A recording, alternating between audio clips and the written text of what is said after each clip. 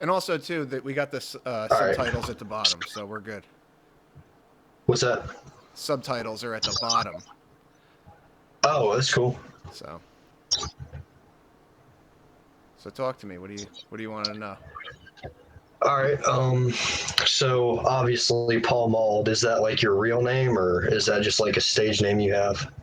No, it's a stage name that my friend told me I should take because Yeah. of there was cigarettes called Pall Mall that we used to smoke. They're just terrible, nasty cigarettes. And so I have psoriasis, which I don't know if you could Yeah. tell, but it like there's old pictures that cover my whole body, so it's kind of I felt like a god had mauled me, so I was Right. Paul Mauled. Yeah, I was gonna say mauled. I was thinking like mutilated. I didn't expect the cigarette thing. Yeah, the cigarette thing. I always liked how in rap they would like take something that's like there'll be some rapper name like Reebok, but with like Reeebok. You know, I always wanted to appropriate Yeah. culture in some weird way like that. So I don't know. Yeah, that made sense. Yeah, I got you. How old are you now, Paul? 35. 35? Yeah, how old are you? I'm 18. I just turned 18 in February. Nice. It gets fun in 3 years. Yeah. So I've heard. Um, Tell me about your life up until bad hormones. Like, what was your childhood like? Uh, it was interesting. I was born in '85, which was like a weird time.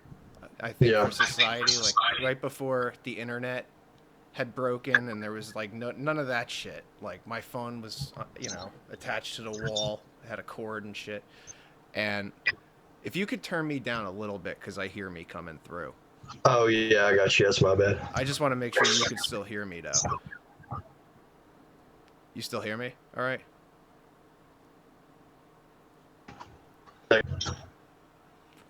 You're good? Yeah, am I turned down enough? Can you hear yourself still? No, I don't think so. Yeah, it Okay, sounds good. all All right. right. Thanks, man. Um, Yeah, no problem. yeah, so I don't know. My mom's like an interior designer. My dad's a nuclear physicist, and they had two of us. There was me and my brother, and then they got divorced and remarried other people. I have like a gigantic family, like 20 siblings in all. And basically, I started the band. I started playing guitar when I was 18. Before that, I was like in bands when I was like 15, 16. And I was like the weird goth kid that was like into, the Misfits and Marilyn Manson and Slipknot and all that crap. Yeah, I was into a lot of metal as a teenager. I always thought I would be in like a metal band, but I ended up really just finding punk rock because when I was 18 in college, it started my psoriasis like took over my whole body, and I just didn't really do anything other than go to work, study, and like learn to play guitar. I didn't play before that.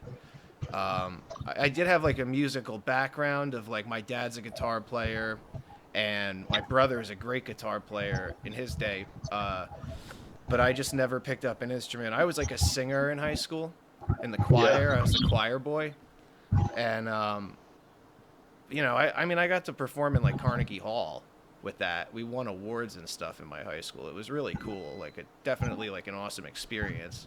And that's when I started my first like metal kind of punk band. And we were just like a horror punk band, I guess.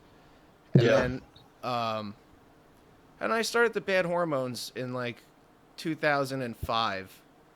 I had gone to see the Misfits at one point. Like that whole show, it was like Marky Ramone was there, all those guys. Like 2005, it had to be. And I just came home and I was like, on the way home, I'm like, I think I could do this. Like yeah, with a band and like, yeah, this would be fun to do. Like as an older person, like I was like in a band when I was a kid.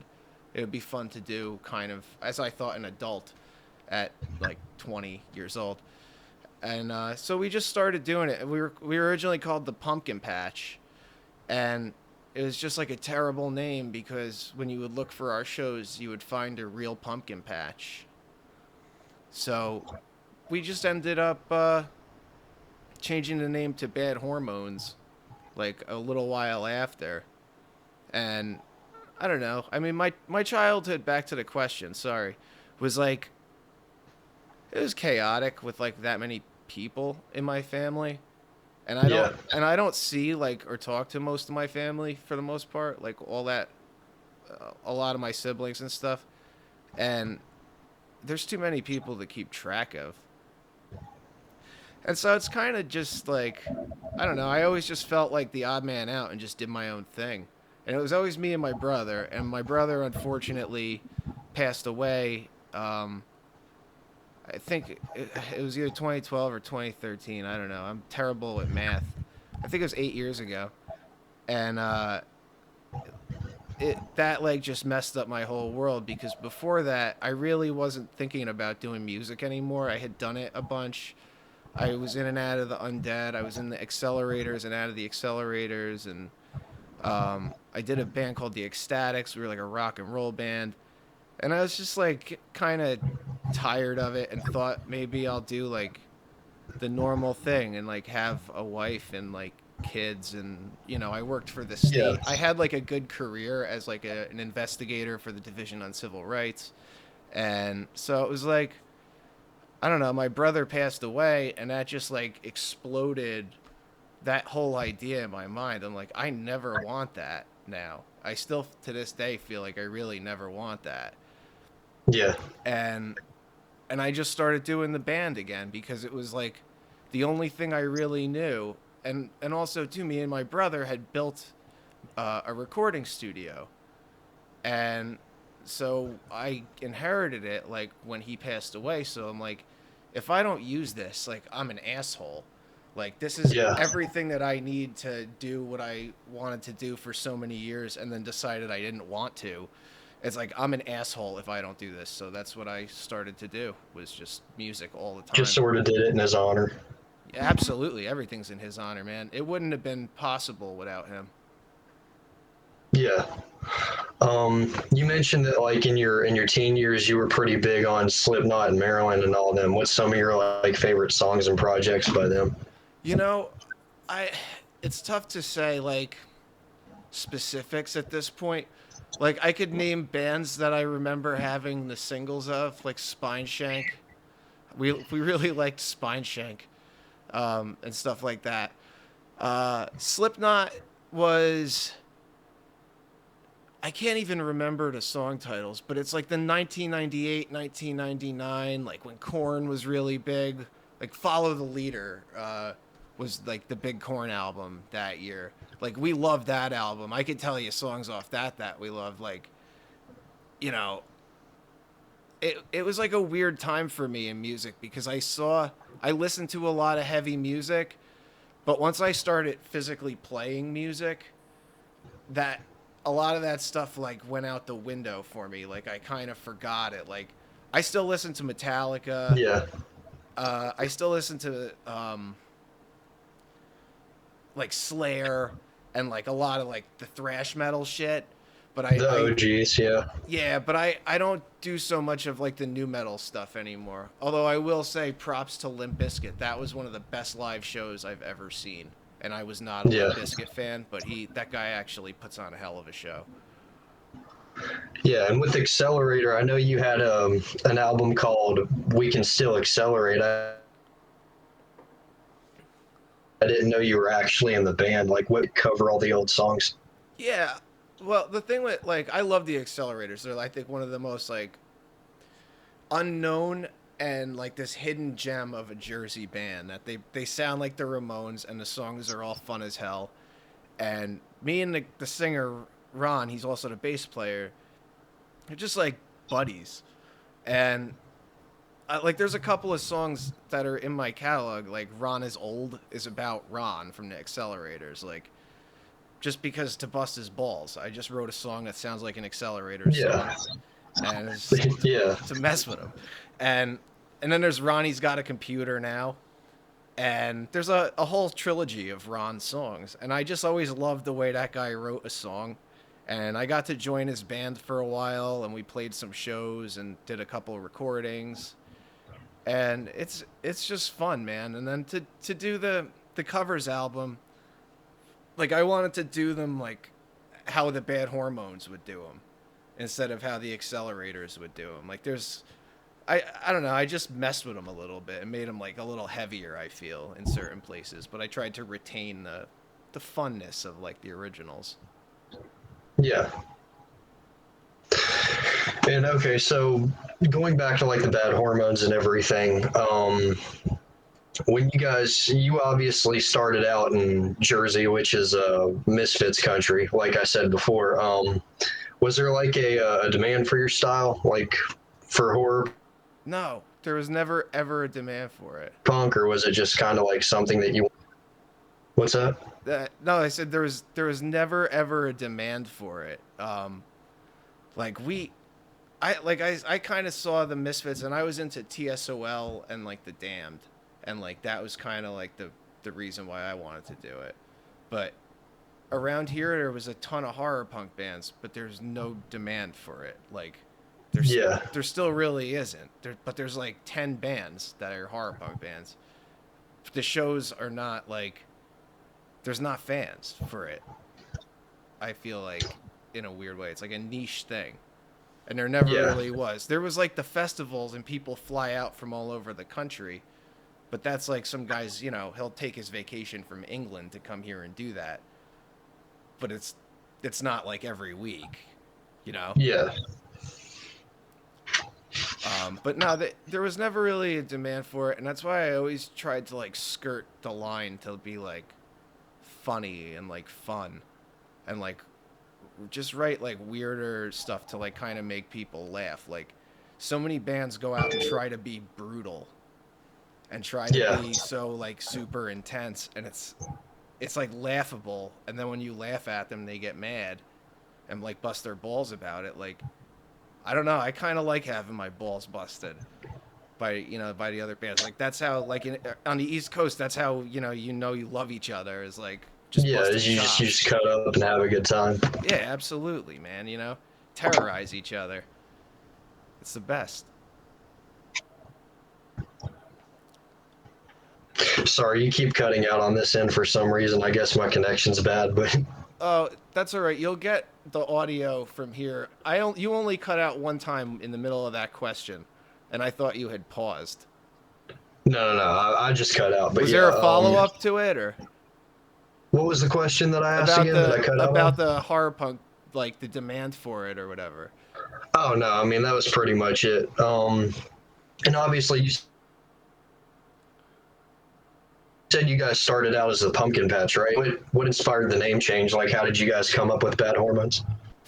I couldn't find any like we would have shows, and it's like I would like Google it, like the Pumpkin Patch Band, and then it's like showing me like, oh, this country band's gonna play at this pumpkin patch, and I was like, dag nabbit, Yeah, I need to figure something out. And I just came up with Bad Hormones because I was like, if I make up a word, that'll make it easier to kind of see what my metrics would be. Like, you know, I'm not going to get confused with a pumpkin patch or like a whorehouse, hopefully. It's going to be, a word that I could search, and it'll mostly be related to us or somebody else making that, yeah. that pun. And like it definitely has, because like when I Google you guys now, when I was doing like my research and everything, like all I see is horror punk related stuff. I see your album covers. I see like all that kind of stuff. Oh, yeah, Everything related. all the What pictures, would you say? all that stuff. It's Google's good with us. Like, you could find us pretty easily, I feel like. Yeah, yeah, you definitely can. What was the Bad Hormones first song? Like, what was the first one you guys ever made? The first song that I could tell you like the first 10. Zombie Holocaust was the first song that I ever wrote on a guitar. Yeah, And then it was a Haddonfield Horror, and then it was Camp Crystal Lake, Dead Rising, uh Killer Car, and then like Graveyard Girlfriend. That whole first album is like mostly like the first 13 songs or whatever that I ever wrote. That's self-titled. Yeah. Um, and it's pretty much like we still play some of those songs, which is just weird to me. It's like I feel like I didn't want to play that song 7 years ago, but we still play them now. You know, if people ask for them, why not? Yeah. But yeah, that's where it started. Was you know, Zombie Holocaust. That's the OG song. Yeah. Um, and I've only really listened to like 7 Year Itch because like, yeah, I could like with the Dropbox thing, I did listen to like some songs, but it was sort of hard to like pick out what was what. Yeah, So it was like I sort of just stuck to that and like picked the song. That was like a combination of your first two albums after 7 years and you revisit it. yeah. That's a good Yeah. place to start. I feel like. I think that had one new Yeah. song on it that we didn't originally do. That Vincent Price song, I think, is on there. Yeah. It's almost like a greatest hits album in a way, I think. Yeah, yeah, but none of them were hits. Yeah, not yet. So like, how many projects do you have out? I know you have in 3D, which you have, I think that one EP that you did. There's like a lot of. I would say anything now that comes out, like it's all the same, really. Like the Bad Hormones or my solo stuff. Like I like to think of my solo stuff as me with an acoustic guitar, and the Yeah, Bad Hormones as the band. But like a lot of the songs we play in the band now are from my solo albums and whatever. Like it's all the same shit. It's just one big yeah, ball of like weird and like I don't know.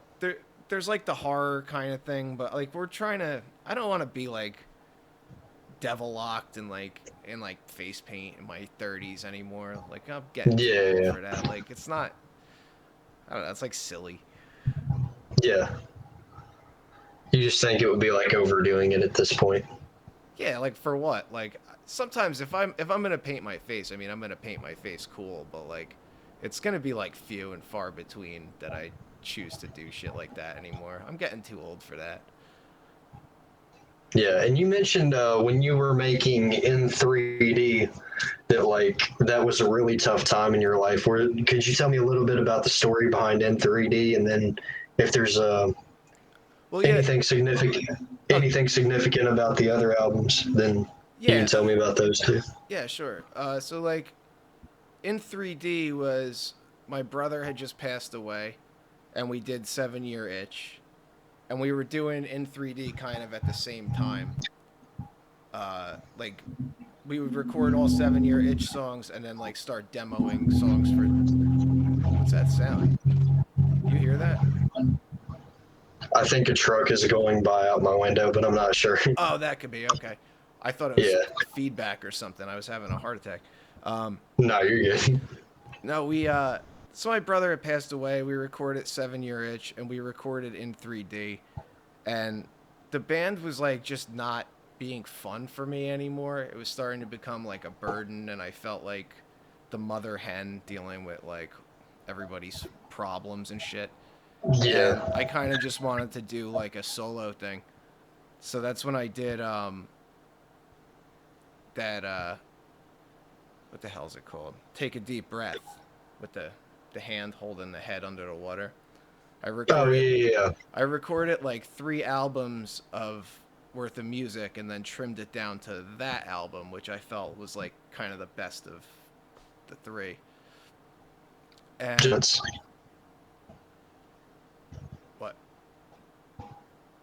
Oh, you said trimming it down to that album just made the most sense. Yeah, it made the most sense, and it was like I felt like I picked the best songs and made like the best of what I Right. had. And like a lot of those songs, like "Till the Pulse Drops" is like a deep song for me because like my brother was like into like all like techno and electronic music and stuff like that. And so it was like fun to it was really depressing to write a song about him, but it was really fun to like take stuff he would have done in music and like stick it in there and put that weird Yeah, bridge with that electronic stuff, like I don't know, just stuff like that. It was like a different kind of album for me. And yeah. And with the oh wait, are you done? no, yeah. I was gonna say with the throwaways, did you do anything with them yet, or are they still like just Who's the yet to come throwaways? out, or are they scrapped? The I'm, throwaways. I'm saying like the songs that didn't make Oh, I thought you were talking about a the one where band. you were pushing the dude's head under, well, the album cover where the dude's pushing the dude's head underwater. I got you. Yeah, I thought you were talking about a band called the Throwaways. All right. No, no, no, no. Um, those songs are just up on my Bandcamp. There's like 3 albums of stuff that's like recorded at that point. I don't even couldn't tell you what they're called. One of them has like a burning cigarette on it. How about a little fire scarecrow? That's what that's called from the Wizard of Oz. And Oh, there's like a couple other ones that are from the same time up there that are they're just like demos. Like they're yeah, half finished. Like if you listen to the ones on there and then the ones on Take a Deep Breath, you'll like hear where I like added stuff or redid a bunch of stuff or whatever. Tried to make it a little fresh, keep it punchy.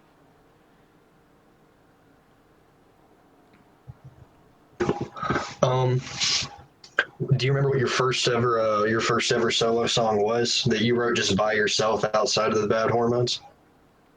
Uh I used to write lyrics all the time when I was in my high school band. But I would like take a song that was already a song and write different lyrics to it and then try and write different music to it. And the first song that I ever wrote like that, like I brought it to somebody like, "Can we make music for this?" was a song called Die Away that I recorded it later actually with the Bad Hormones. It's out there. I forget where, but and it was like me and my friend like coming up with this music and this song. And I mean, I wrote all the Bad Hormones songs like sitting by myself. Like we didn't like jam and like write Yeah, songs. Like uh but the first song I remember putting out that wasn't a Bad Hormones song after the Bad Hormones was we did this the Ecstatics mostly was like I don't think I did a lot of solo stuff. But in like 2011, we did this thing, the Ecstatics, that was like a garage rock band, yeah, and I had a lot of the old Lodi like punk guys from like the Max's days, which was awesome.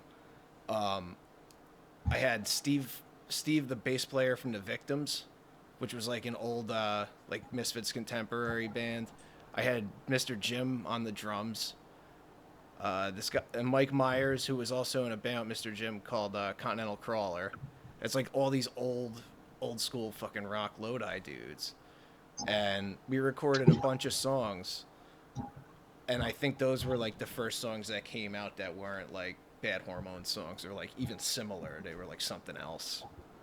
yeah, And that was one of the best times in my life. I loved being in that band with those guys. Like at the time, I was kind of like a nutcase for sure. I was out of my mind, but like those guys were like top notch. Like, and the other guy that was in yeah. it was the guy Rob who was in the Bad Hormones. Grave Rob. He was in it from like day one. He's like an amazing guitar player and like pianist and all this stuff. He does this other band now called Gyps Fulvis. They were in this other band too, the Cheap Vibes. You could get them on like iTunes and stuff. They're awesome. It's a lot of the guys that were in the Ecstatics formed like a new band, and it was great.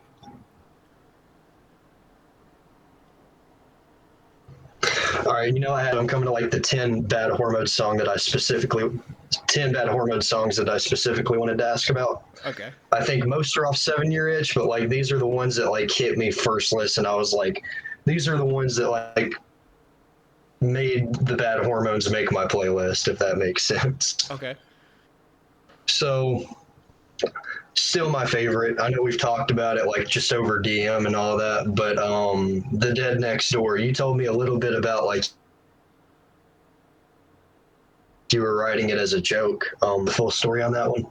Okay, yeah, I was sitting with with my friend Joe, who's he's in Darrow Chemical Company, the singer, and and our other buddy, and my friend is like a super for building, so I asked him, I was like kind of just busting balls. I'm like, but you know, I go, do you ever find like a a dead body like in an apartment that you know after a while?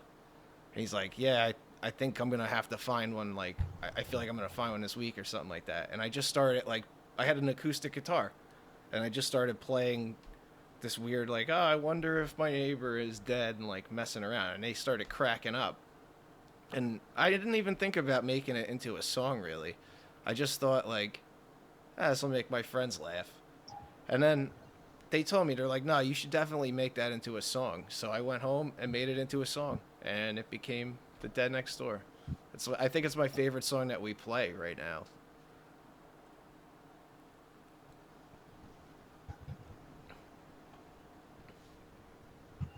You said it's your favorite song. What? That we play currently in the Oh set. yeah, Yeah, yeah. Because I saw you played it at like your most recent performance, right? yeah, Yeah, I saw that on Instagram. Like you posted a couple days ago. yeah. There's two that and Delivering the Mail. That's my other favorite song that we play Yeah, right now. yeah. I heard that one too.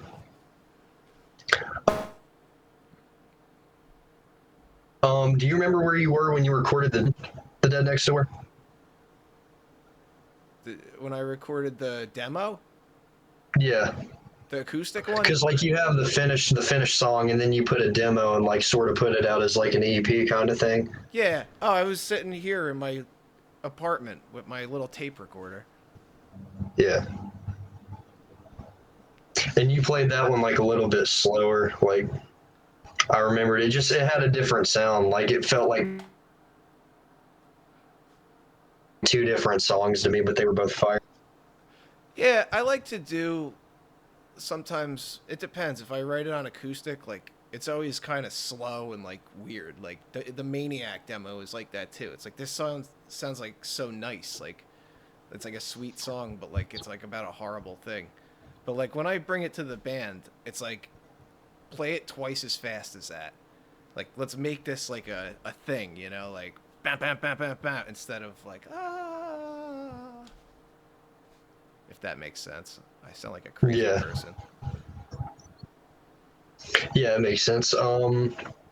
And then I Flatline. That was another big one for me. That's a dark song, man. That one the actually our guitar player at the time, Alex, brought that to the band, and his band does a version of it as well, the Zombie Mafia, but they have like different lyrics. That's a song that I had no business writing it or singing it uh, before I really knew like the pain of what that's like when somebody takes their life and you have to like clean up like a bathtub after it. Like that's like heavy shit, man. So like Yeah, writing these like songs, like that's a song that like I took and like reworked and wrote different lyrics. There's two different versions of it out there. And it's like it's just a dark friggin' song, man. And it's I don't know, it's really a sad yeah, like bummer of a song. Like we don't really play it anymore. It's one that like if someone if people wanted to really hear it and it went up on Spotify, like the plays went crazy, like we'd play it, but it's you just try and stay away from it as much as possible now. I don't think about it. Like it's kind of like one of the songs that makes it I don't want to say it makes it not as fun, but it's like singing that I got to think about, you know, some dark shit whereas like I don't know, I would rather think about like how much I hate Ghostbusters. or like the mailman. You know, I don't know. I want to have more fun these days than bring Yeah. people down with stuff like that. But I'm glad it moves you. You know, I mean, like that's the point of why it's out there. Yeah, and Deep Red. Oh, that's about a movie. Oh, it is? Like an Yeah. older one? Oh, this great Italian horror movie. Um, it's super splattery. It's like a murder mystery, and it's fun as hell. I highly recommend Yeah. it.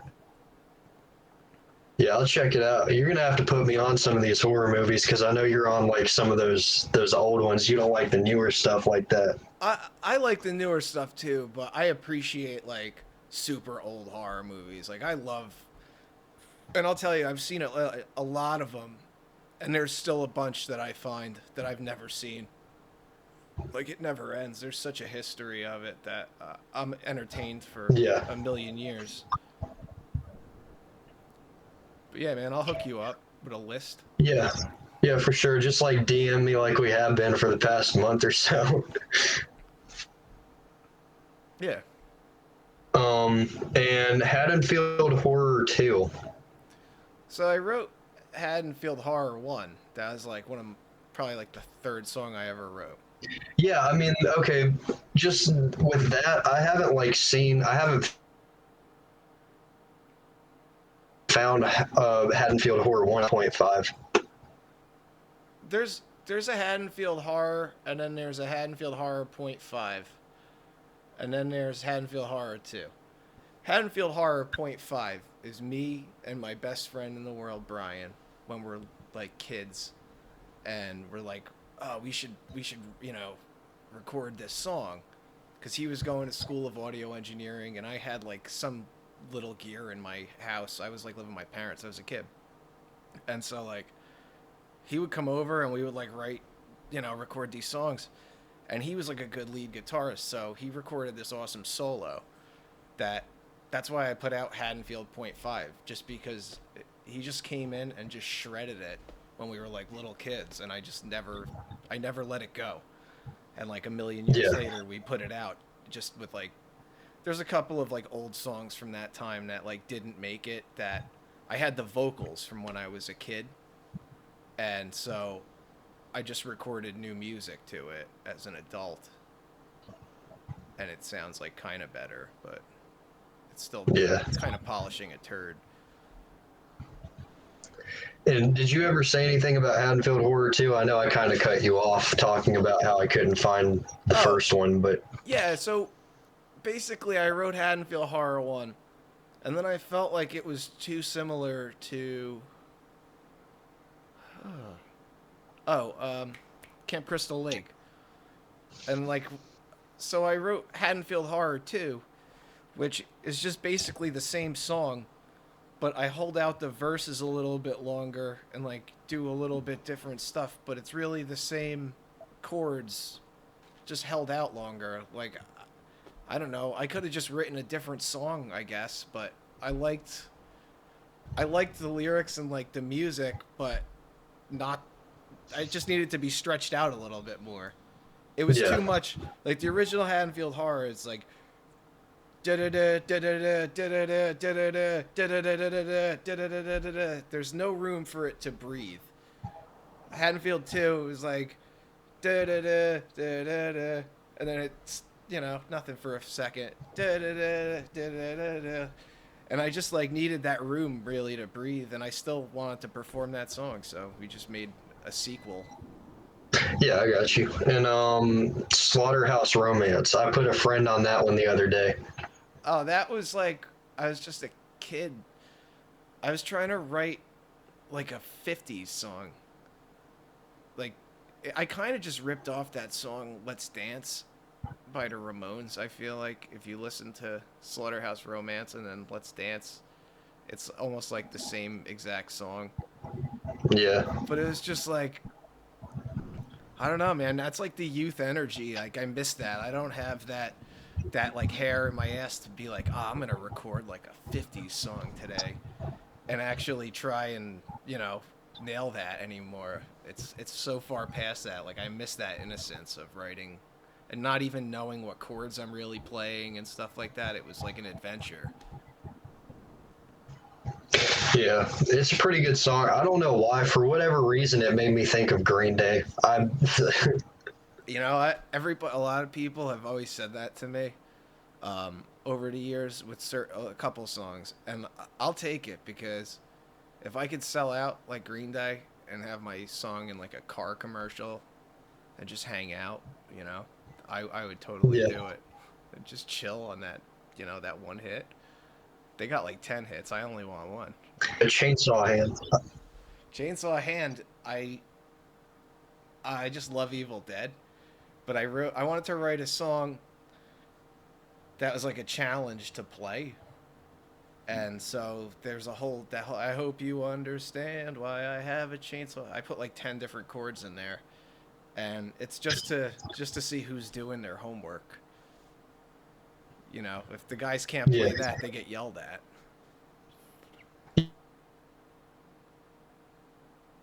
yeah. Hold on, you cut out. What did you say? Uh, Oh no. post.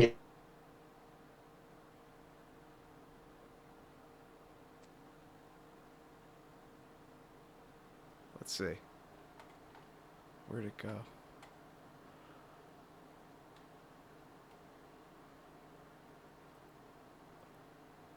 Uh-oh. Oh wait, there you are. We good? Yeah, I think we're back. Okay. Sorry about that. What happened? Your battery die? No, it said like it was trying to reconnect. What was the last thing you heard me say? Uh, that's tough to say.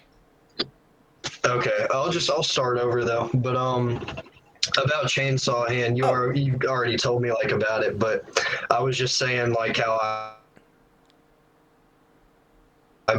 I saw my friend posting that he was listening to it on his Snapchat story the day after I like played it for him, and I was like all proud because I put him on one of my new favorite bands. You know? dude, thank you so much for doing that, man. I appreciate that. I feel like nobody. It's weird. We've been a band 15 years, and this year, all of a sudden, people really seem to give a shit, and I'm like really touched by it, man. It's fucking awesome. Yeah, I mean, for the past year, I've just been like digging deep into like this whole scene. You know, like it started with the Miss Kid and all that, and I just when I found you guys, it was like you became one of my favorites too. So Thanks, man. That's fucking awesome. yeah, I was like, I don't know how I haven't heard of these dudes sooner. I have a bad reputation. I'm difficult to work with, and I party too hard. Yeah, But it's all bullshit, really. I yeah, I got you. I I kind of I really do test the waters everywhere I go.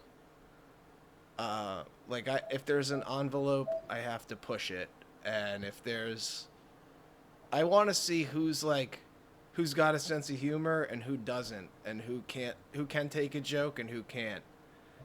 And I like to live in the real world where I don't know. I'm always the guy in the band that when I get kicked out of the band, people are like, "Damn, they lost that guy. That guy was fucking awesome." It's happened a couple Yeah, of times in my life, and it's like that's how I know what I'm doing is right. And it's like you could disagree, and it's your band, and you want to run it how you want to run it, and I respect that. But like, people are they're gonna miss me. yeah. And then these are like the two that I really liked off in 3D, Maniac and Strawberries and BS. I can't say that on my YouTube channel or else they'll get Oh, me for it somehow. But I swore a little bit. I'm sorry. I can't help that. Um, yeah. So oh no, you're fine. I just like okay. What was the first one you said? Maniac. Like Man, you already like sort of talked about that one, but yeah, I wrote Maniac because I wanted to write. Like, I love that movie, and I just wanted to write. I felt like what was the ultimate. like kind of horror punk song, and that was sort of gonna be like the last one, but there's been other ones since. But like, I don't know, it's just fun as hell, and it's such an evil song, and but this like nice happy music, and that's what I always. Yeah, That's why I love the Misfits, and like that's why I wrote that song. It's like a love letter to like that kind of shit. yeah. And then And then Strawberries is like that's just dating a crazy person, like basically like just that's the craziest person that I ever dated that put more gray hairs on my head than anybody else in the world, and just dealing with their psychosis constantly. yeah. Um, Shoot, where do you come up with ideas for your cover art and all that? Because like N3D has an awesome cover, and you guys just like you come up with some intense, crazy stuff. I'm a graphic designer. So like I just do I scour the internet, find some weird old poster. The same thing every other band kind of does, but I try to make it different in some way where I don't want to just take some shit and slap it on my record and that's my album cover. I want it to be kind of cool, and like I'll cut something out and cut something else out and change the colors and move stuff around, and so you can't tell where it came from. Well, early on you can, but like now I'll take stuff you'll never know where it comes from. You know, comic books and this and that, and I just make a pastiche of all kinds of weird crap. Yeah, I got you. And then I had to ask about Mr. Monster. What was it like to meet them? It was, I'll tell you, it was weird, man. Like I didn't meet those guys until, well, I know I'm tight with the one guy now, but I met those guys when they were in the Michael Graves band. Um and they were like I, I became pretty good friends with the guy Joe, and Jason. I mean, honestly, I gotta say he was always kind of a dick to me, but I don't know, man. It was like a weird thing. I don't want to talk shit on them, but like I never really liked that they always got like a ridiculous guarantee, and I felt like it should have gone to like the touring bands that didn't have to drive 20 minutes from out of town to like play. Like that Yeah, people will say I'm a dick for saying that, but like I don't know. Me and Jason buried the hatchet. Like we didn't really ever have a problem, but we definitely became friends in like the last couple months of his life, and like or friendly. I wouldn't say friends, but like we played a couple acoustic gigs together and like, you know, had a beer and bullshitted, and it was cool. Like he was definitely a more chill guy like towards the end before he died, and that sucked. I hate to see yeah, anybody go, you know, especially young yeah. people. Like older people, it's like, nah, all right, they're old, they lived their life, but it's too Well, young, I mean, man. I'm glad you guys like put everything behind you in the end and all that. You know. There was really nothing like in front of us. It was just, I don't know. It it's just more me being kind of annoyed and a dick to everybody, which is fine. I like I'll cop to that, you know. That's the way I am. It's kind of a jerk. No, I mean, you seem chill to me, but I speak my mind, and if I don't think something's that but yeah, great, like, have you met any? no, I want to say something real quick. Like I like to speak my mind, and if I don't think something's that great, like sometimes I'll say it to the chagrin Yeah, of people, and they'll get pissed off. That doesn't mean I don't think it's gonna. It has no, you know, like no potential or anything. Like it's like just maybe work on some aspect of it, or don't do you. You can't get mad when other people have like an opinion. I mean, it's just constructive criticism, you know, like you know, Yeah, I try to be constructive. Sometimes I'm destructive, but yeah. I mean, either way, they need feedback. So yeah. Have you met any other big names like Argyle Goolsby or Michael Graves? Yeah, we could prank call Argyle Goolsby right now. I could call him. You could. Yeah. No, I wouldn't. He's a good dude. Yeah, I'm friends with like all those dudes, man. We used to play with Blitzkid a lot back in the day, and like, uh, I'll tell you, man. I think the coolest one is Tracy. He's like my favorite out of everybody that I met from Blitzkid TB. That guy's, I don't know. I just think he's the coolest guy ever. He's a fucking sick singer. He's an amazing songwriter and guitar player. And I want to throw props out to his other band, A Gathering of None, which also has my bass player in it. He's my bass player plays in his. I have seen their Instagram page, A Gathering of None, but Yeah, my bassist Jeff plays in their band, and also I haven't really gotten the chance to really their music yet. yeah, check out them and check out Devil in the Belfry.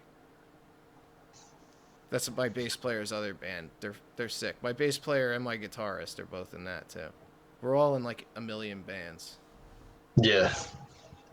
That's one thing I've learned about like this whole scene. Everybody seems to have been in another big band of like the same, Yeah, another big horror punk band. You're all like kind of intertwined, if that makes sense. yeah, it makes sense. It's like a you got to do it because you love it. Like when when I hear another band that like I like and I hear that they might be going out on tour or they need this or they need that, like if I could do it, take the time away from my career and go do that, like there's some bands I would do that for. You know what I mean? Like it's like it's fun. Like why wouldn't I want to go do that? That's like an easy gig to go play guitar for my friend's band that I love anyway.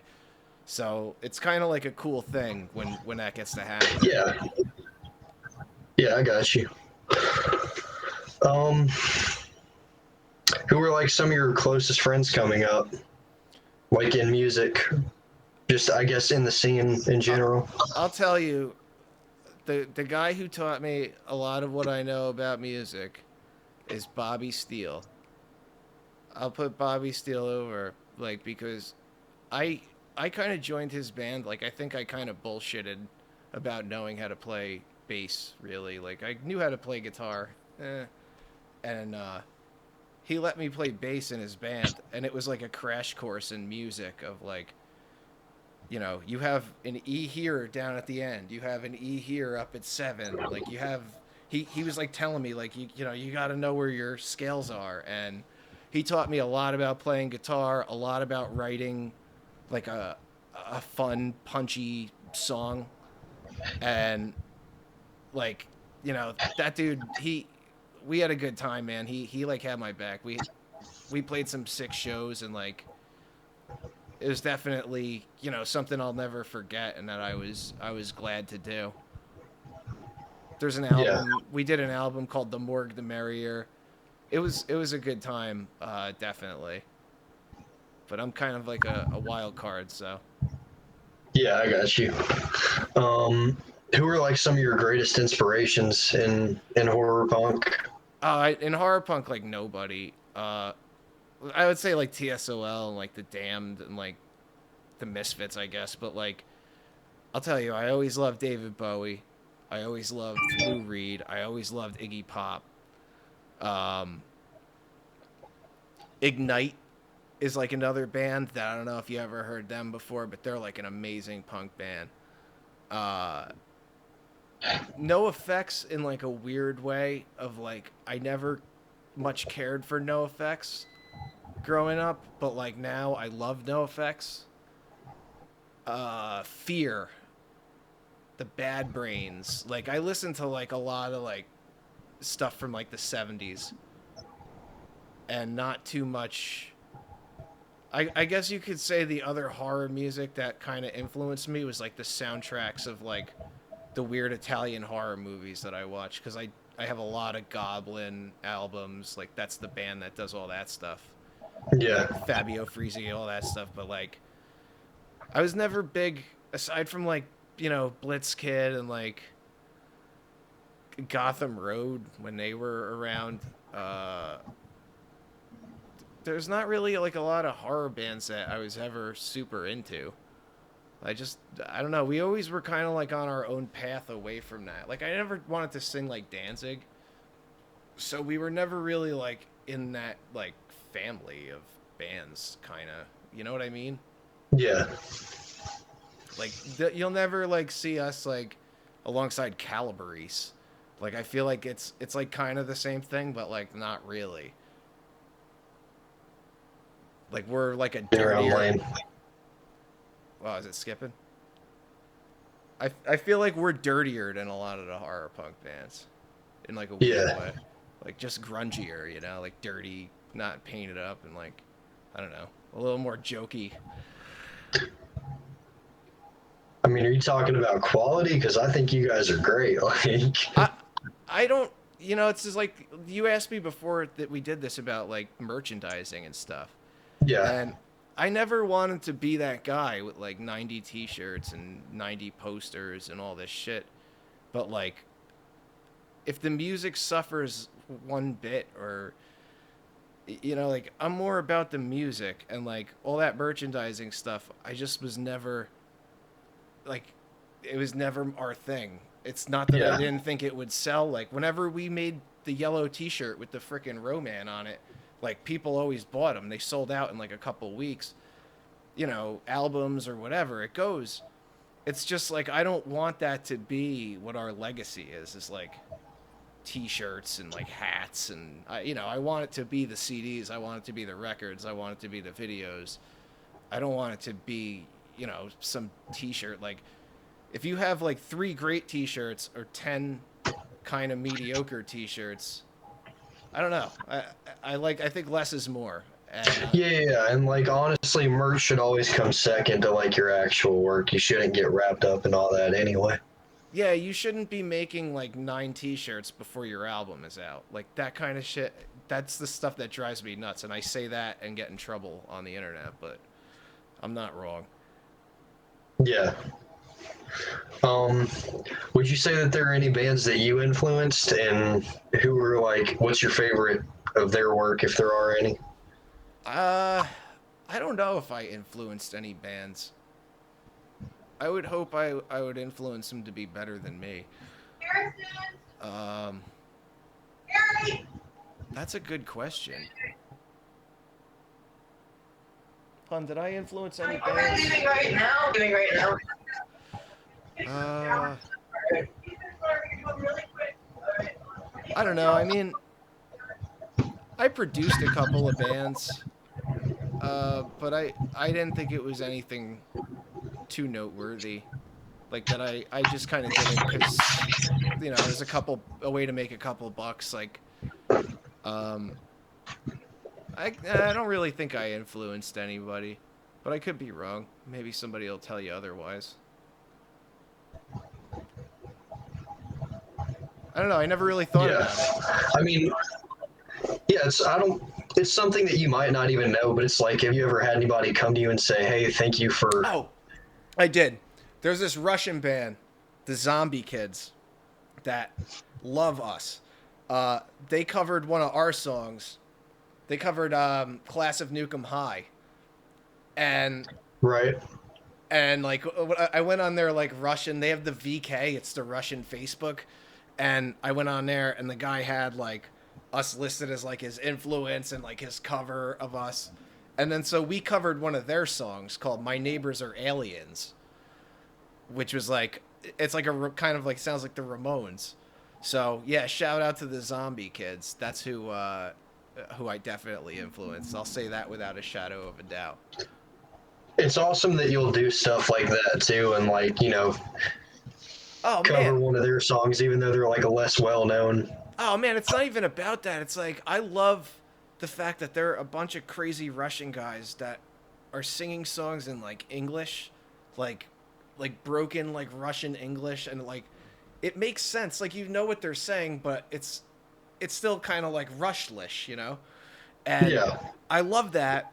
And so you know, I told him I'm like, "Oh, do you mind if I cover your song?" He's like, "Yes, but my English isn't so good." He's like, "I don't know if it's like written." I'm like, "Ah, it's all good, man." And I, you know, I just did it like I know what it's supposed to say. I did it the same way I feel like what they wrote. Maybe I conjugated a verb here or there or something, but like, they're fucking awesome, man. I love their music. Like, But it translated pretty well. oh, it translated perfectly, dude. And those guys were like so psyched. Like, it like kind of, I don't want to say it like blew their mind, but they were just like, oh, thank you. I love that, man. If I can make somebody's Yeah. day, I'm always happy to do it. I mean, you've definitely made mine, so. Oh, thanks, man. Cheers. Someday, 3 years, you'll be able to have one too. If you ever tour, come to Charlotte Charlotte? or tour again. Yeah, I'm sure we'll tour at some point. yeah. Is there there's kind of a scene in Charlotte or what? For horror punk, not really that I know of. I mean, I know a couple friends that like the Misfits, but like, Just book us with a pop punk band. yeah. We'll convert them. All right. I guess just moving on from horror punk. What are your favorite? I mean, you've already said you like Slipknot and Maryland and all them, but are artists from different genres that you like? I'll tell you, I listen to a lot of female vocalists. Like, I love, I want to name drop some female punk bands. I love 6 to 8 Mathematics. Jigsaw Youth is awesome.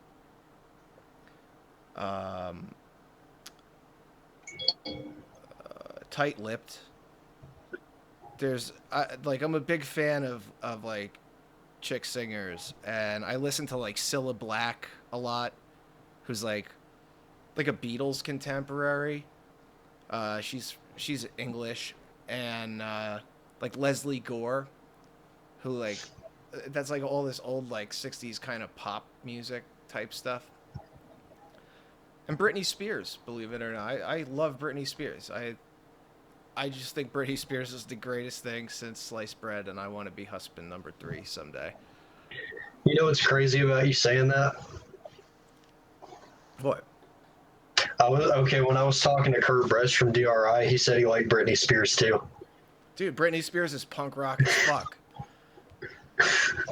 She is, man. I don't listen to a lot of Britney, but I'm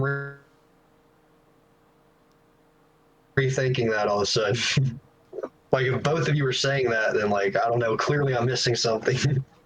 Nah, Britney's where it's at, man. Yeah. What are your favorite shows and movies? I know you like those old horror movies, because, like, I've heard Makeup and Latex, so. Yeah. My favorite. I think my favorite comedy shows. Like I would say the Holy Trilogy for me is like The Office and Curb Your Enthusiasm, and like Eastbound and Down. I guess. The Office is amazing. I love The Office, but I love Danny McBride, who did Eastbound and Down. I don't know if you've ever seen it, but he's unbelievably funny, and I don't think he gets his due. It's on Amazon Prime, Eastbound and Down. Highly recommend it.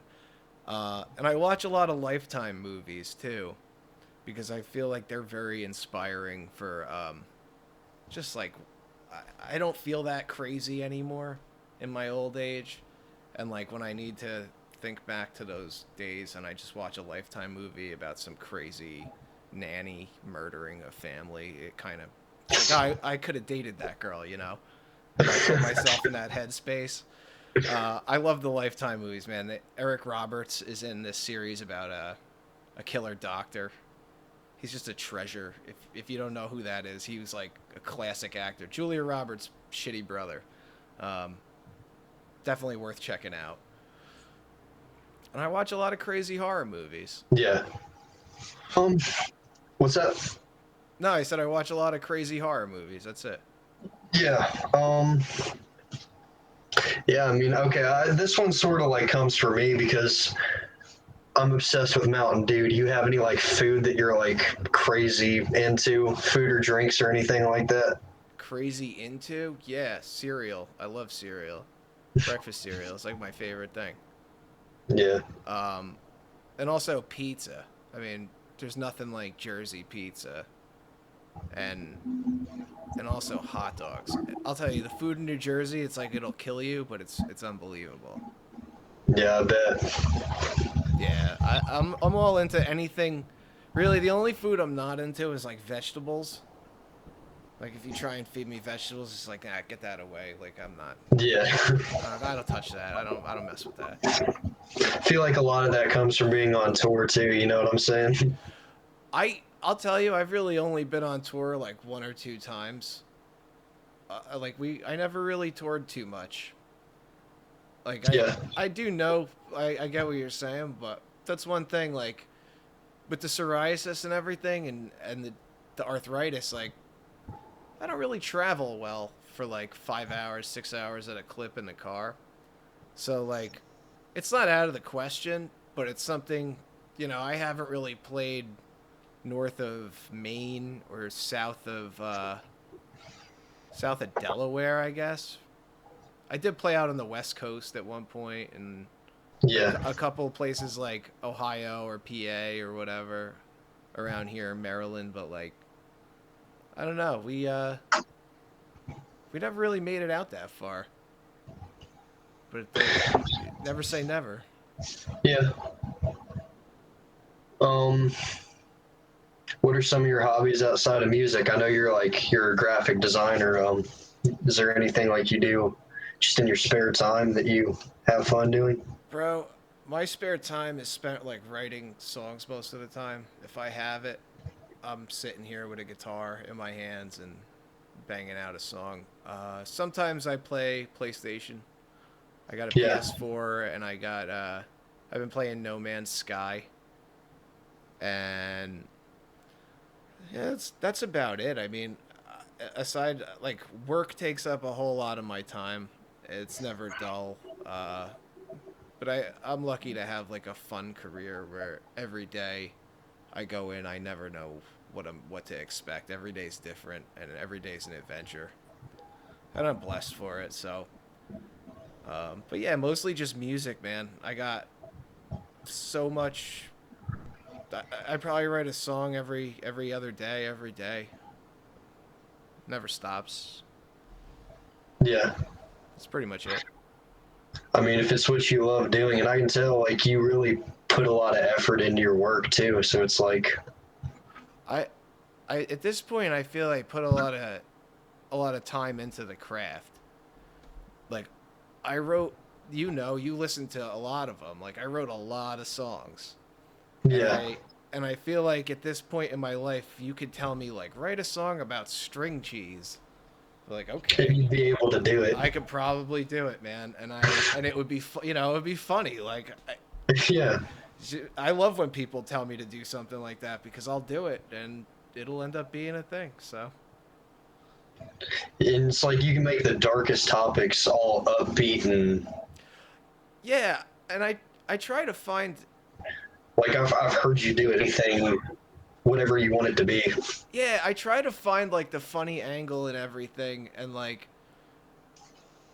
fun and funny, but also sometimes kind of like biting Yeah. and maybe a little too to the point, but like I don't know, man.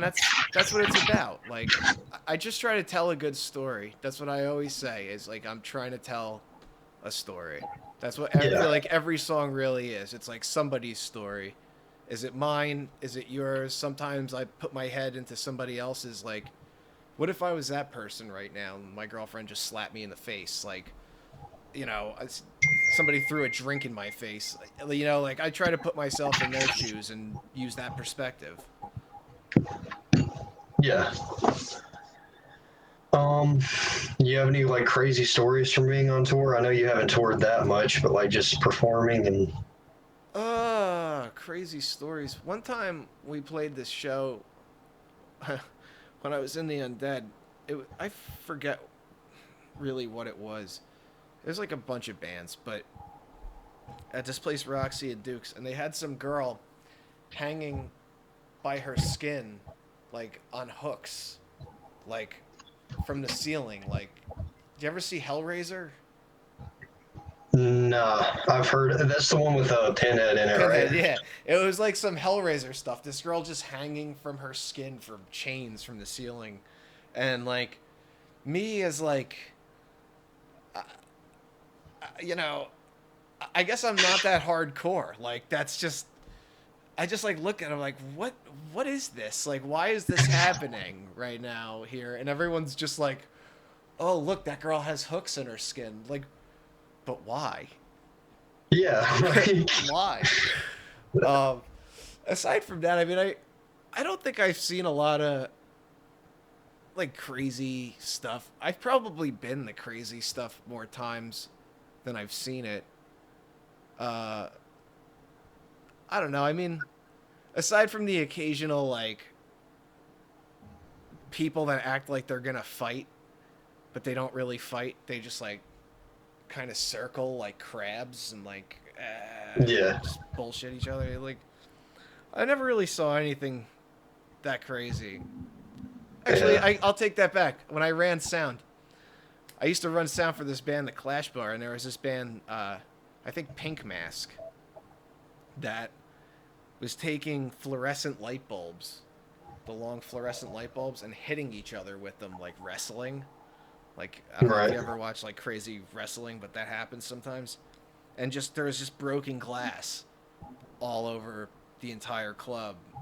And like my whole thing was they should have been doing it and hitting those towards the stage so that the glass goes towards the back of the stage rather Yeah, than the other way where the glass goes into the crowd at like almost eye level. And so I'm yeah, thinking like somebody's going to get blinded and we're going to have to clean up all this glass. Like when I ran sound, I was like a responsible adult. And so that was one thing that really kind of blew my mind. But those guys were they were nuts and they cleaned all that shit up. So props to them. yeah. Um, all right, I have like some more serious topics I kind of wanted to talk about too, because like the past what year and a half or so, you're fine, and just want to see like I guess what your thoughts on it coming from like a horror punk vocalist, you know? My thoughts on the last year are just people need to chill out and Yeah, just like listen and not congregate, I guess. And I mean, who am I to talk? I'm playing a show tonight, so But I feel like it's like an exercise caution thing, and do what works for you. Like I don't admonish anybody for getting a vaccine or not getting a vaccine or whatever. Like I do what works for me. You do what works for you. And just yeah, I think that applies to life too. Like yeah, you know, just mind your own business and chill out. yeah. It's good life advice. It's like somewhere along the way we lost our ability to agree to disagree and all that, you know? Oh, that's gone, man. Like people can't. It's amazing how mad people get over like a political discussion, and I also too love to play the devil's advocate and like just mess with people about stuff like that constantly. Yeah. It doesn't do me any favors, but it makes me laugh. So I mean, that's a favor. yeah. um, what are your thoughts on lockdown? I mean, I know you had to have recorded a bunch of music. Just Oh yeah. When I was in the lockdown at first, I did that EP with the Boris brothers with it's got like 4 songs on it. Zombie Holocaust is on it actually too. yeah, Um, yeah, that came out like I think in October or something, and that was like next level stuff, man. Those guys, um, Max and Ethan Boris, are like prog musicians, and I wrote these punk songs and asked these prog metal guys like, "Hey, you think you guys could play on this?" And they sent me back music that was like so intense and awesome that I had to re-record like my vocals and like match their intensity. Yeah. And that's pretty much what it's been. Like, I wrote a whole bunch of new Bad Hormones songs out. You know, we have a new album that's going to come out, I guess, in November-ish, I think. Uh, with, like, a couple of the songs, like Dead Next Door, Delivering the Mail, and, what was the other one? One of the ones off the EP. There's 3 of them that are going to be on the new album, and then a bunch of new songs that you never heard before. Yeah. I wrote one called Gyro Man because every day I go get a gyro and the guy calls me Gyro Man. So Again, you can make a song out of anything. well, my vegetarian guitar player told me I need to write a song called Gyro Man, and I already had the line. Mary has a little lamb, chopped it up for the Gyro Man. So Cheese. You got one about string cheese on there? No, I'm just. I will. I'll make one. You want a string cheese song? You just say it, man. I kind of want to hear it now. It's gonna happen now. Yeah. I gotta know what you're gonna. I gotta know how you're gonna go with that one. Like the direction you're gonna take that. Like that would be so funny if you actually made a song about string cheese. I will, and I hate cheese too because I'm lactose intolerant. But you'll never know it. It'll be the greatest endorsement for string cheese ever. Just make it about healthy. What'd you think about the Capitol? I mean, I know you did. You see it get stormed like earlier this year, and You know, I feel really bad for everybody. Actually, I think I have to crack a beer for that question. Hold on a second. I'll be right back.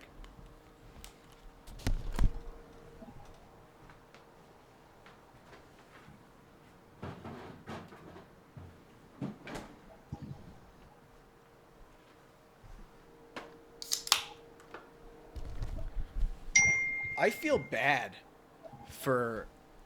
I've said this since when Trump got elected. I feel bad that anybody feels that strongly about this. Like, people that are that excited that he got elected, people that are that upset that he got elected. Like, you know, it's become like a fanaticism in this country, the whole left and right thing. And that's why I wrote that song, Asshole 1 or Asshole 2, because it's like, neither of these people, I think, are really great to run the country. yeah, And then once you have people that just want to dispute what the election says, whatever the election said, that's what happened. I can't argue that it, you know, there was voter fraud or this or that. What do I know? But I feel bad that people just feel that strongly, and like they want to go do stuff like that instead of like just work on this like the right way, like join whatever political party you want to join, start campaigning, do the right thing instead of be a violent idiot. yeah. They're just too invested in it. Yeah, they have nothing better to do. Yeah. What have your thoughts been on the Biden administration so far? You know, I make fun of Biden the same way I made fun of Trump because he just seems like a confused old guy, and I really can't say anything that he's done in his administration other than that my gas prices are like sky high now. Yeah. Yeah, I think I'm paying like $3 a gallon again or something. Yeah. You know, it is what it is. It's like we'll have him for 4 years and then we'll have somebody else probably for 4 years or him again. It's not going to matter. It's like, you know, what's a telling thing to me is like the immigration camps, like they're still open. You know, it was such a big deal that the last president was like locking up kids and all this stuff and separating them from their families. They're still doing it, but they just like the messenger this time. And, you know, it's all bullshit. Did you hear that he started picking up production on the wall again? Oh, I believe it. Yeah. And it's even going back in history. I mean, I remember when I was a kid, the Clintons were coming in. And, like, their whole thing was all about stomping out illegal immigration. Like, that was their platform, one of them that they got elected on back in the 90s. So, I mean, yeah, you could flip-flop, but it's always constantly been a thing, and I think at this point, I don't know, just let everybody in because it's a shit show anyway. It's just gonna get crazier, you know. Yeah. Just knock it down. Who cares? No walls, no borders. Just let everybody in. It does kind of feel too far gone sometimes. Everyone's already here, man. That's the other thing too. Like, there's just so many people. I don't know. Maybe it'll make more jobs. I can't say. I can't even really think about it anymore. It's kind of just like something. Overwhelming. Yeah, not even like. I try not to dwell on a lot of stuff that I can't control. Like, I'm not a religious man, but I do love the Serenity Prayer about like the wisdom to know the difference of what I cannot change and all that jazz. Yeah. And like as like a comic kind of punk rock frontman or whatever, like my job is just to kind of hate it and make fun of it. I feel Yeah. like that's my place. Like, I disagreed with some stuff Trump did. I agreed with other stuff Trump did. I disagree with some stuff Biden does. I agree with other stuff Biden does. It's, I'm still just going to make fun of it because that's Yeah. what I feel like I should be doing. I need to bring joy to people and not make them think about, like, national policies. Just bring light to the situation, pretty much. You just, Yeah, did Biden sniff yeah. any kids today? Yeah. Um, well, I mean, being a horror punk vocalist, Halloween has to be a pretty big holiday for you. Um, what was your, what was your favorite costume as a kid growing up? Batman. I was a big fan of Batman. I got to be Batman one Halloween, and it was Yeah. cool. We didn't have a lot of money growing up, and my mom like made my Batman costume, and my ears were like floppy and shit. I was like a mess, but it was fun. And also too, I the Crow, bro. I always did the Crow like for a couple of years when I was in high school because chicks just flocked me when I did the Crow, Yeah. that movie, the long hair and all that stuff. I just cleaned up. It was great. What are some of your favorite Halloween memories? Like, Oh, one time it's so funny because this was like the girl I date now, but when I was a kid, me and my girlfriend at the time and her two of her friends were walking around, and I hear this sound that I know kind of well coming from like the direction of a car. It's like, like, uh-oh, I think that's a paintball gun. So I kind of like looking around and I sort of like take, not cover behind a bush, but I'm like, looking. And one yeah. of the girls just gets boom and a big orange spot on her. And then I hear this voice that just goes, "Happy Halloween, motherfuckers!" And that voice is I later came to find out is my girlfriend now. So that's my favorite Halloween memory is when she shot paintballs at us. Jeez. That's crazy. Um, okay, this question sort of came from like Blitzkid. West Virginia has Mothman and everything like that. Are there any like urban legends in Jersey that? Oh yeah, we got the Jersey Devil. That's like this little creature that like lurks around. Supposedly is like an evil devil. And then there's like Clinton Road Yeah, too, which is like a haunted road that's up by us, where like you could see ghosts and like supposedly like the Ku Klux Klan is in the woods and there's all this like hype around it. It's really just a freaking road, houses on it. yeah, But we have a whole magazine about it, and actually in New Jersey called Weird NJ. That's all. They have books probably for every state now too, with like weird roadside stuff or whatever. But they cover a lot of cool stuff. There's all kinds of weird haunted stuff in New Jersey. Yeah. It's a very paranormal place. Yeah. I mean, I guess that feeds into the music too, doesn't it?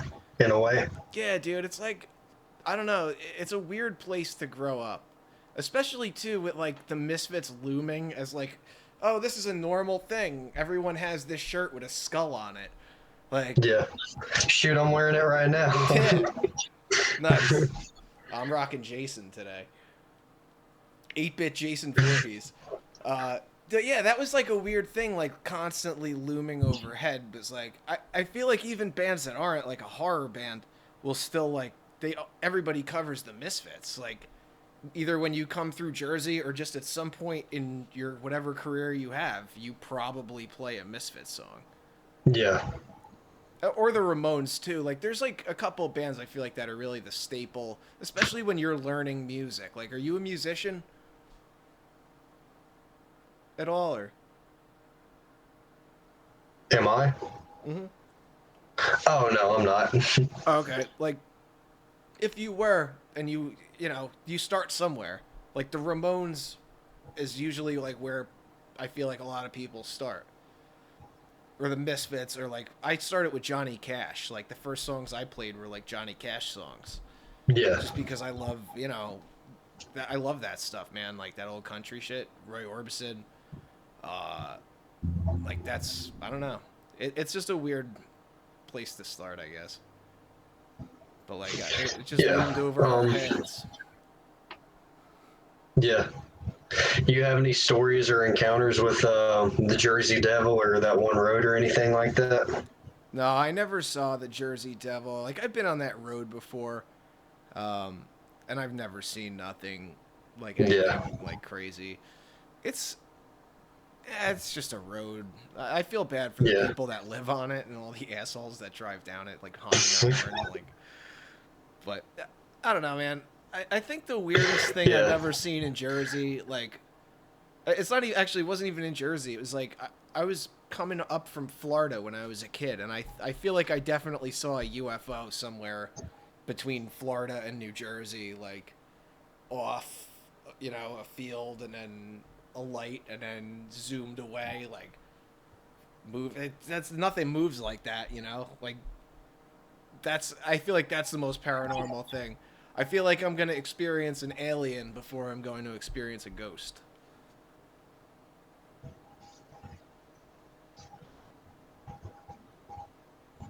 Yeah. Sorry, you keep freezing up on my screen, so it's kind of hard to tell when you stop talking. And not, it's my fault though. Like my connection is just bad. I got my video. You freeze up occasionally, but it always catches up. So. Yeah. All right, that's good. Shoot, do you mind if I take it back to Mr. Monster and ask what your favorite of their songs My favorite are? I would say "Guaranteed to Bleed" is my. That is my absolute favorite song by them of all time. So we're on the same page on that one. I think that's I think that's like the best song, and then "Some More Paramedics" is like another one that I always dug too. That was the first one that I ever found by them, so yeah. It's probably one of their bigger ones. Yeah, they were fun, man. It's like it's a crazy thing, that whole thing. Like he was like the Misfits guitar tech and stuff. Jason, like he was like in that whole family too, which I always thought was cool. Like, it's like it's a good place to start, man. Yeah. I'll tell you, when I was a kid too, and I met like the Misfits guys, like the year 2000, I guess it was. I was like young, high school. Yeah. I remember them like asking me like, "Hey, how you doing in school?" Like it was like meeting like your like uncle, like, "Oh, how's your parents? Da da da da. You want some pasta?" What the fuck? It's like it sounds so weird. I couldn't see them saying that. Like just. Bro, you never met Jerry?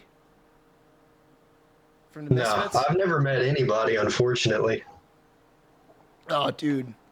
it's like meeting your like Italian uncle from New Jersey. Like, he'll throw his arm around you. Ah, yeah, let's come on. We're grilling up some burgers. Like, he's crazy, dude. That sounds crazy. They sound like a lot of. They, yeah, they're like a weird crew, man. It's definitely like. I sometimes I want to say it's like one of those don't meet your heroes things, but Yeah. but other times it's like, I kind of want to thank them, And I've like Yeah. been fortunate enough to be able to like thank a couple of those guys. Like I thank you for doing what you do. Like I probably wouldn't be doing what I do if it wasn't for this. That's gonna have me laughing for like.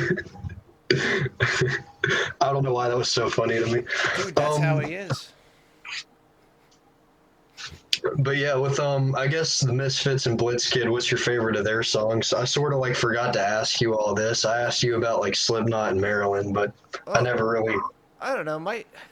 It's weird. I like Jane Doe number 9 a lot. Yeah, Um, I've heard it. It's off Apparitional, right? yeah, and Wretched. I think like Right. I like a lot of their older stuff too, but I feel like their newer stuff, like I don't know. I would liken it to the same way as us. Like I would rather listen to my newer stuff too, Yeah, than like my older stuff. And like their older stuff is great. I'm not knocking it, but it's like the newer stuff. Like now you have 20 years of experience writing songs. Like you're gonna probably write better songs better. Yeah. if you want to. And I feel like those guys do. Like every album that they put out, I feel like is better than the one before it. So I'm just gonna go out on a limb here and say that your favorite Blitzkid album is probably Apparitional. I like that, and I like the very first one too. The songs for the Aesthetically Challenged or whatever it was called. Yeah, the one with the kid holding the axe. That was cool too. Yeah. Yeah. I always like that one a lot, but yeah, I like Apparitional, and I like the Anatomy of Reanimation, I guess it was called. That they like re-recorded a bunch of their songs. I thought that one was pretty cool. They've never really had one that I didn't like. It's I always like those guys. We were always like lucky to be able to play with them, and I could listen to Murder in the Pumpkin Patch like anytime. Yes, that's one that like hasn't made my playlist yet, but it's heading that way. So, Yeah, it's just it was like fun when I first heard them, man. And I'll tell you, I sat on them for a while, and you know why? Because of their name. I didn't. yeah, It just didn't. I was like, what the fuck does this even mean? And then I yeah, finally heard them at some point. I was like, oh my god, I sat on this. This is fun. And I feel like that happens with us now too. I feel like yeah. people see Bad Hormones. They're like, what is this? An I mean, anti-woman if anybody band? has a fun name, it's you guys. Yeah, but it's like people see it. They're like, what is this? An anti-woman band? Are they misogynists? Like, no. But people like to jump to that conclusion.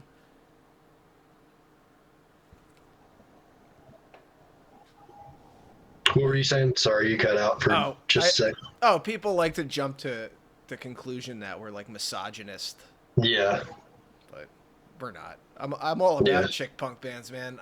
Honestly, that's been like my podcast for the last couple like years. I always try to have as many chick bands on as possible, especially the good ones. yeah, I think it's easy to when somebody goes, "Oh, you suck," and you could look at them and go, "Well, that's because I'm this. That's why you're saying that. Like, I'm a woman, I'm a man, I'm whatever." It's like, no, sometimes you're just not as good as you think you are. yeah, I don't know. Makes me a yeah. That dick. makes sense. Yeah.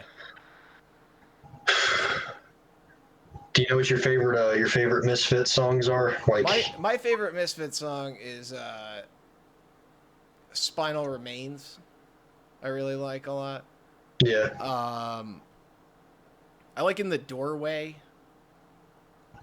I mean, Astro Zombies. I could pretty much Static Age and 12 Hits from Hell are like my two favorite records from them. Yeah. And like, I don't know, I like some of the later stuff. Uh, but like, I don't know, the Michael Graves shit, like I used to listen to it, like I know it all, but like now it kind of does nothing for me.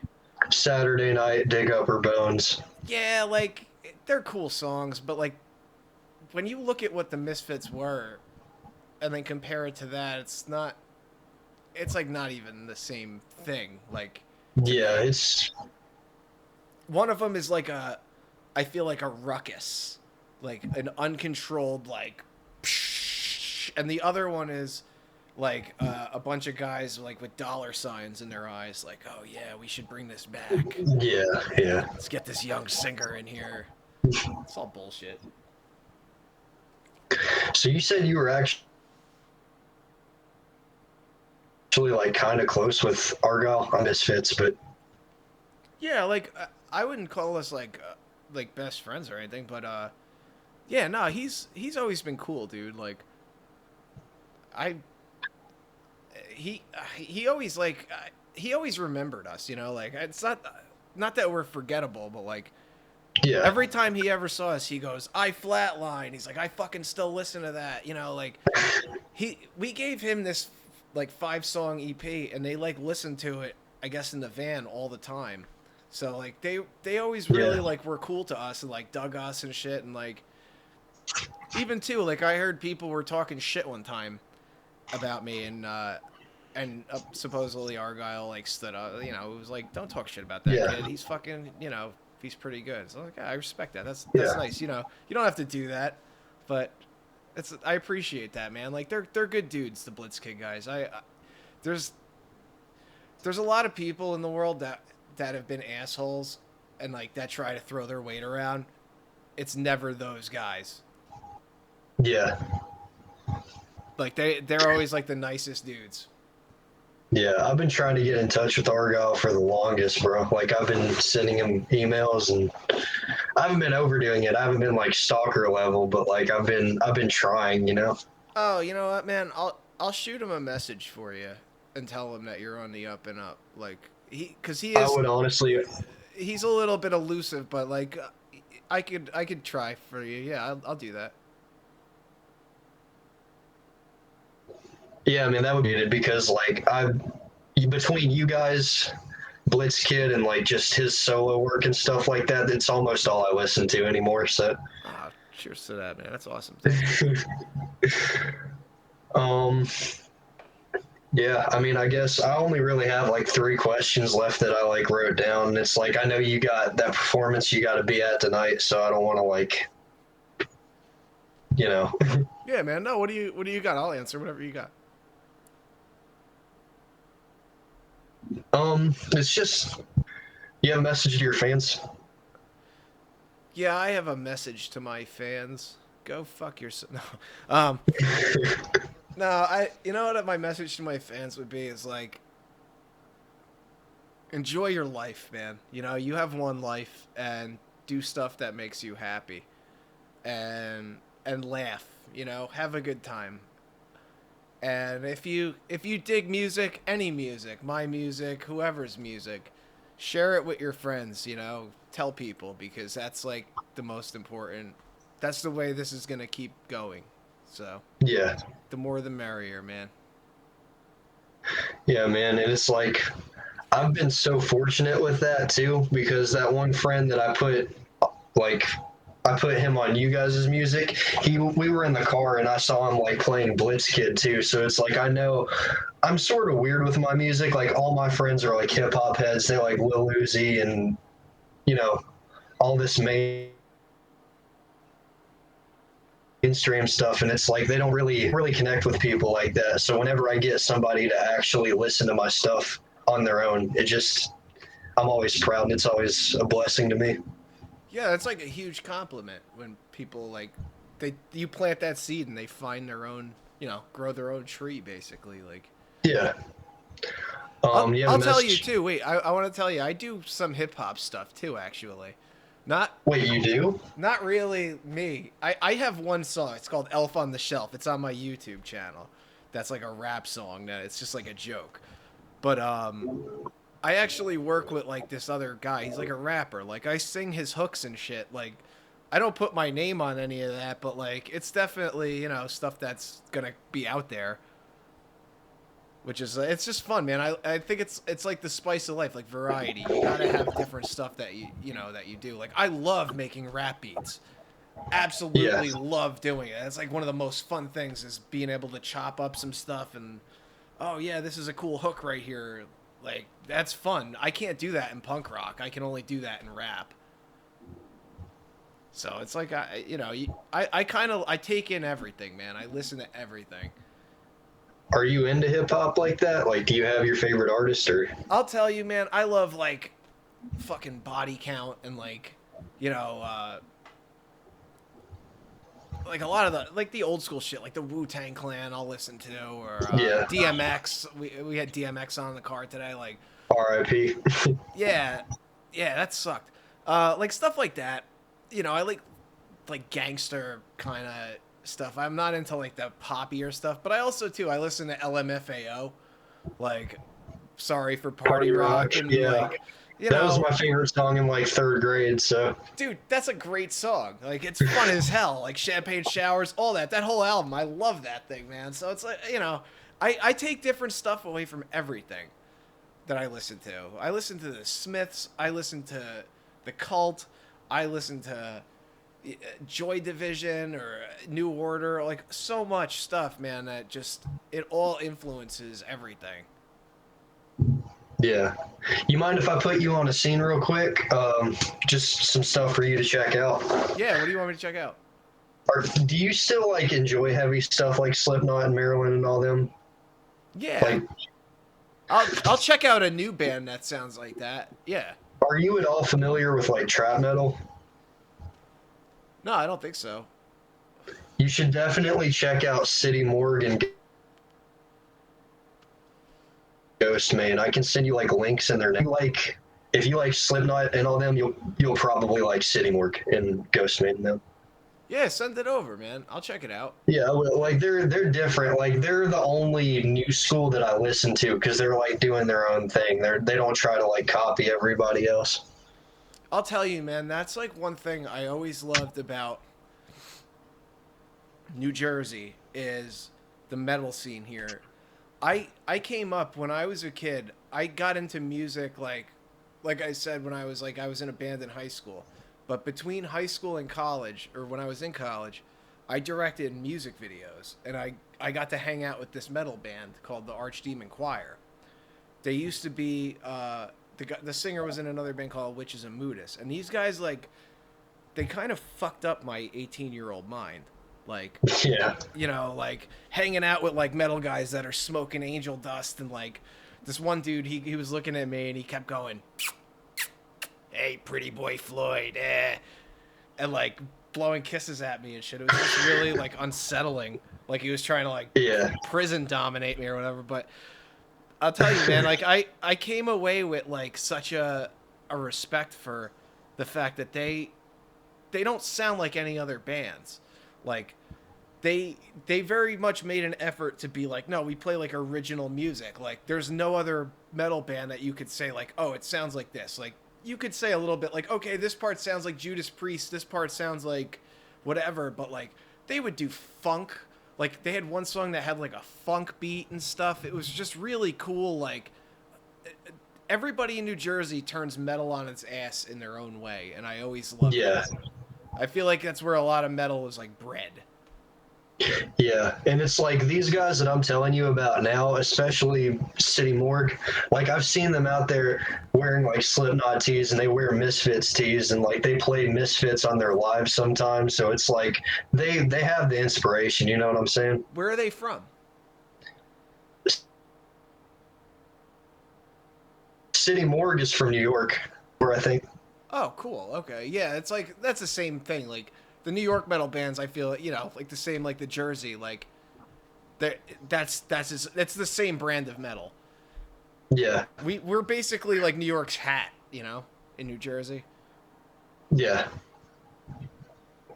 All right, I got 3 more questions. I don't want to keep you. I know you have stuff that you have to be It's all planning, good, and I man. sort of got carried away, but No, it's all cool. Um, do you have a message to your haters? Have you hate or backlash or anything like that?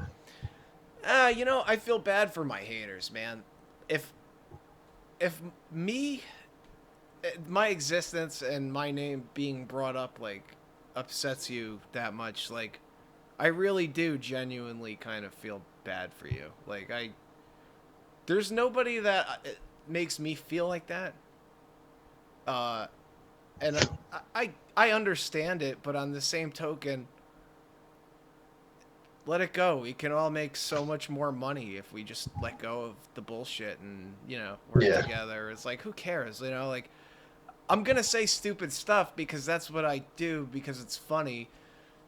When you get mad at it, that like defeats the purpose cuz my intent really isn't to like offend you. It's like it's to make a laugh. Like it's a joke. It's okay. Like even the worst shit I say, uh I still I have no ill will towards anybody.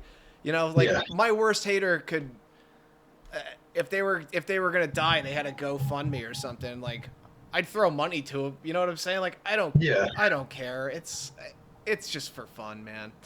yeah. Um, is that all you had to say? Yeah, that's pretty much it. Yeah. This was a question that my uncle sort of brought to my attention. Like, he listens to. He's not as big on horror punk now, but he was a Misfits fan back in like his youth and all that. So I thought this would be a good question to ask. How do you see like the scene changing in the future? Do you see the scene changing? I it's hard for me to even see a scene sometimes, man. Period. Like I know there's a bunch of bands and all this stuff that happens, but at this point I hesitate to even call it like a scene anymore. Yeah, it's just It's just like an amorphous blob of people. But I feel like there will be. I don't know. I look online and I see people argue like My Chemical Romance is a horror punk band. It's like, listen, My Chemical Romance is a lot of shit. They're not a horror punk band. Like yeah, uh, they have like a toe maybe in that water, but like they ain't. I don't know. I feel like it's gonna end up. I couldn't even say, man. I really can't. It's like such a weird scene.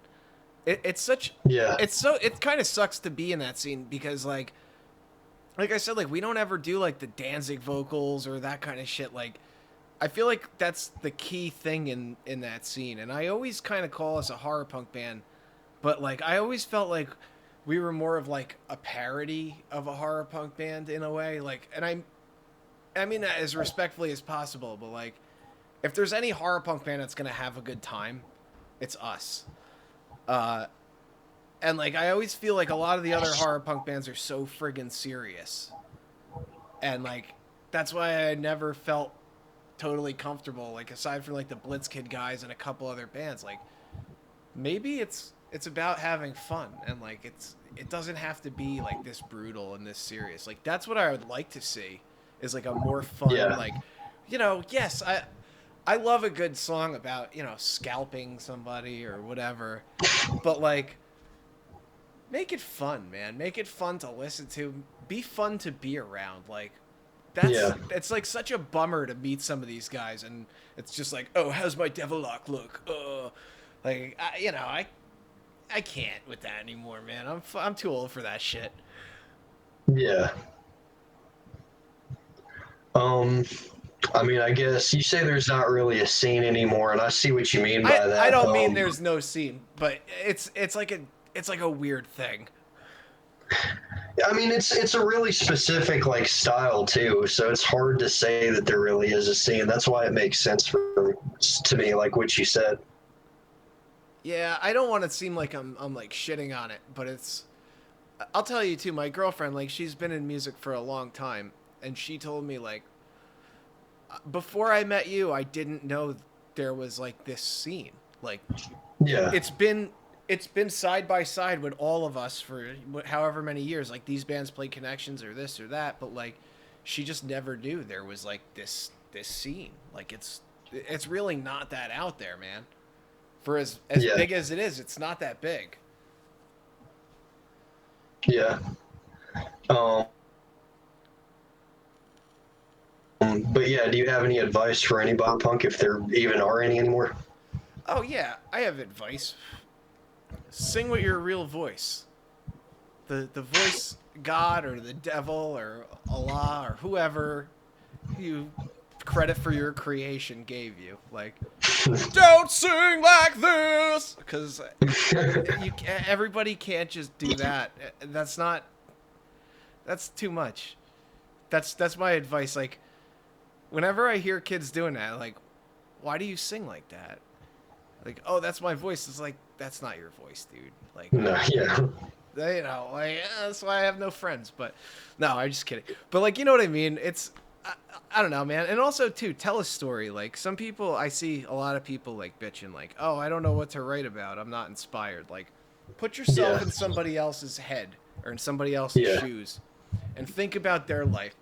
Take a famous person, take a person in a movie, take whatever, the Terminator, whoever. Put your headspace in theirs and try to write a song from their perspective. Like, that's all I've ever done for my whole career, is either it's my head or some crazy girl that I banged or some killer in a movie or whatever. Like, just try and tell a good story. Yeah. I think that's the key to like songwriting. And I also think too, you don't need all the bells and whistles. Like, a good song is a good song when it's a guitar and vocals or a piano and vocals or whatever, simple. It doesn't need the bells and whistles. Help sell it as, yeah, like a punk song or like a metal song, but like, it should be good when you're just sitting there, you know, playing it nice in your house. Like, I feel like that's a very key thing. Like, strip it down and then build from there. That's what I would say. I appreciate that. Um, did you have anything else to add? I mean, I don't think so, man. I I feel like feel, we've talked about pretty much everything there is, you know? yeah. And if you need anything else, man, shoot me a message. I'll, if you have any Yeah, I follow up mean, I was question that you saying think if of, if there's something that comes to mind, I'll probably like hit you up with some follow up questions, and we can talk bands and all that other stuff in the DMs. But yeah, dude. No, I'm pretty good. Go to my website. I don't even know what that is. Uh, Probably paulthelivingdead.com or paulmauled.com or badhormones.com. One of them. yeah, I got you. They all go to the same place. Find me, add me. That's what I want to say to people, Yeah, And I'll send you this, and you do your thing with it. yeah, I appreciate it, man. You got it, Like, brother. thank you for taking time out of your day. Hey, man, thanks for interviewing me. It's been a pleasure. I'll talk to you soon, brother. Of course, I'll see you then. Good luck tonight. Thank you, brother. Be well. You too.